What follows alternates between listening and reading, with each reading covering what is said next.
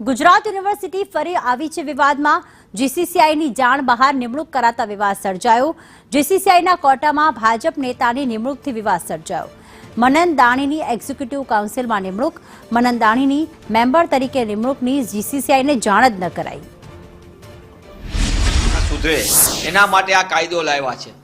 હું ત્યારે સંદેશના માધ્યમથી અમે જે ભયસ્થાન રજૂ કર્યું એનું વધુ એક ઉદાહરણ ગોટાળો ગેરરીતિને મન ફાવે તેમ ભાજપાના નેતાઓની ગોઠવણથી એક્ઝિક્યુટિવ કાઉન્સિલમાં કુલપતિએ અર્ધ સત્યનો આધાર લઈને કરેલી નિમણૂક એ નોમિની એ સંપૂર્ણ ગેરબંધારણીય અને ગેરકાનૂની છે। કુલપતિશ્રી એમ કહે છે કે અમને સત્તા છે નિમણૂક કરવાની। એ અર્ધ સત્ય એટલા માટે છે કે તેમને નિમણૂક કરવાની સત્તા એના માટે પણ કાનૂની જોગવાઈ છે।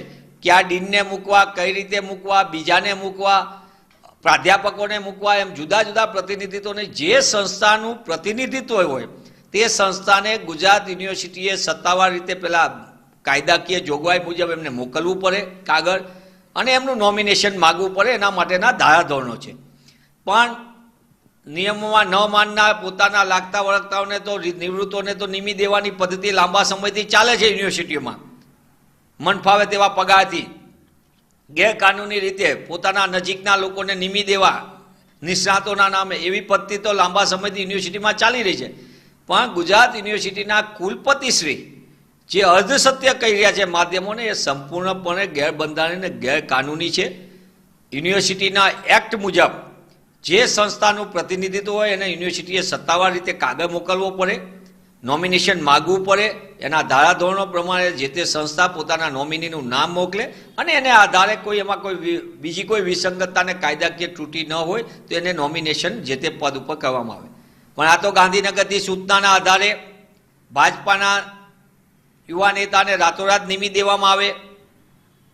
અને આ નિમણૂક પાછળ જે ખેલ રમાણો તેમાં ખુદ ગુજરાતની ચેમ્બર ઓફ કોમર્સ પોતે કહી રહી છે કાગળ લખીને કે અમે આવું કોઈ નામ અમારે માગવામાં નથી આવ્યું ને અમે કોઈ આવું નામ નોમિની તરીકે મોકલ્યું નથી।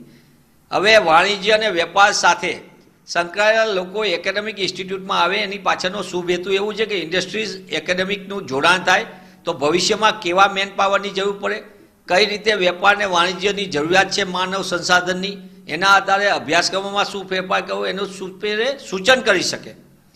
પણ આ તો સંપૂર્ણપણે ગોઠવણ, હું ગોઠવણ શબ્દ વાપરું છું, જે ઉપર ગાંધીનગરથી સૂચના મુજબ ગોઠવણ થઈ અને ગોઠવણના આધારે કુલપતિશ્રી અર્ધસત્ય બોલે। મને એમ લાગે છે કે આ શિક્ષણ જગત માટે પણ ચિંતાનો વિષય ને દુઃખનો છે। હું સંદેશના માધ્યમથી રાજ્યના ઉચ્ચ શિક્ષણ મંત્રીશ્રીને વિધાનસભાના પટલ ઉપર એમને આપેલી ખાતરીનું પુનરોચ્ચાર કરીને યાદ કરાવું છું કે આપે વિધાનસભાના પટલ ઉપર જે ડાઈ વાતો કરી હતી કાયદો લાવ્યા ત્યારે, એ કાયદાનું તમે બહુમતીના જોડે લાવ્યા છો, એનું સદંતર ઉલ્લંઘન થયેલું છે।